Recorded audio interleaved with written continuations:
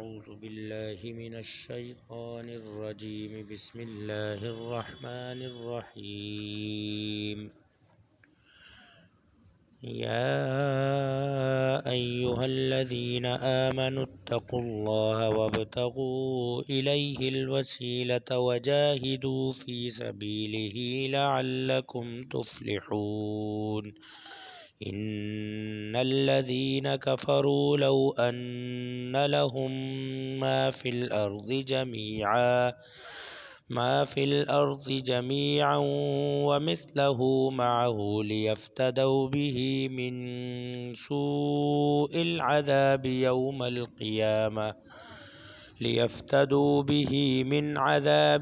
القيامة ما تقبل منهم ولهم عذاب أليم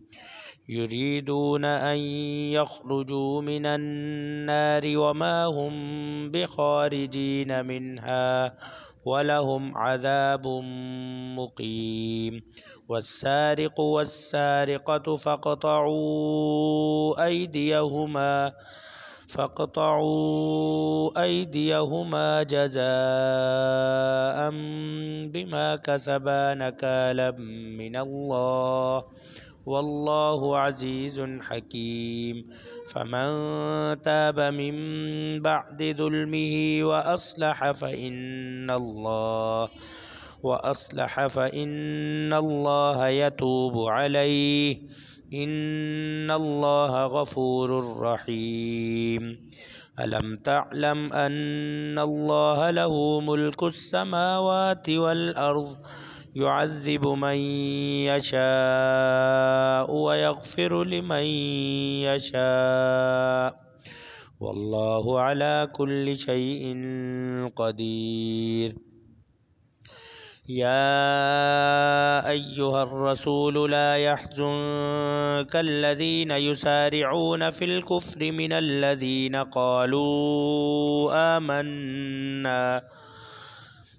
قالوا آمنا بأفواههم ولم تؤمن قلوبهم ومن الذين هادوا سماعون للكذب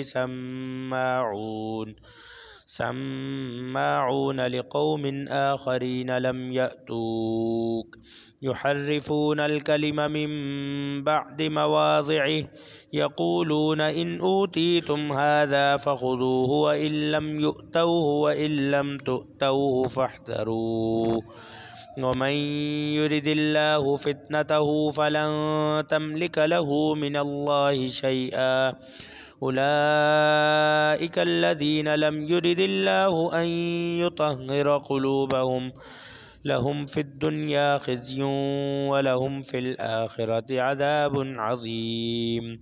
سماعون للكذب أكالون للسحت فإن جاءوك فاحكم بينهم أو أعرض عنهم وإن تعرض عنهم فلن يضروك شيئا وإن حكمت فاحكم بينهم بالقسط إن الله يحب المقسطين وكيف يحكمونك وعندهم التوراة فيها حكم الله ثم يتولون من بعد ذلك وما أولئك بالمؤمنين إنا أنزلنا التوراة فيها هدى ونور يحكم بها النبيون الذين أسلموا للذين هادوا والربانيون والأحبار بما استحفظوا من كتاب الله وكانوا عليه شهداء فلا تخشوا الناس واخشوني ولا تشتروا بآياتي ثمنا قليلا ومن لم يحكم بما أنزل الله فأولئك هم الكافرون وكتبنا عليهم فيها أن النفس بالنفس والعين بالعين والأنف بالأنف والأذن بالأذن والسن بالسن والسن بالسن والجروح قصاص، فمن تصدق به فهو كفارة له، ومن لم يحكم بما أنزل الله فأولئك هم الظالمون. وقفينا على آثارهم بعيسى ابن مريم مصدقا لما بين يديه من التوراة وآتيناه الإنجيل فيه هدى ونور ومصدقا لما بين يدي من التوراة وهدى وموعظة للمتقين. وليحكم أهل الإنجيل بما أنزل الله فيه، ومن لم يحكم بما أنزل الله فأولئك هم الفاسقون. وأنزلنا إليك الكتاب بالحق مصدقا لما بين يديه من الكتاب ومهيمنا عليه فاحكم بينهم بما أنزل الله ولا تتبع أهواءهم عما جاءك من الحق، لكل جعلنا منكم شرعة ومنهاجا، ولو شاء الله لجعلكم أمة واحدة ولكن ليبلوكم فيما آتاكم فاستبقوا الخيرات، إلى الله مرجعكم جميعا فينبئكم بما كنتم فيه تختلفون. وأن احكم بينهم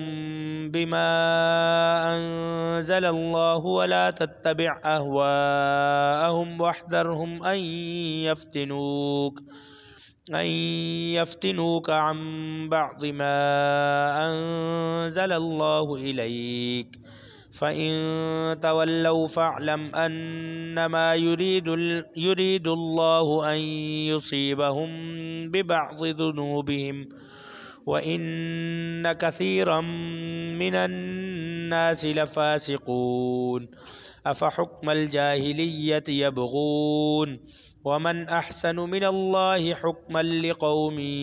يوقنون. يا أيها الذين آمنوا لا تتخذوا اليهود والنصارى أولياء بعضهم أولياء بعض، ومن يتولهم منكم فإنه منهم، إن الله لا يهدي القوم الظالمين.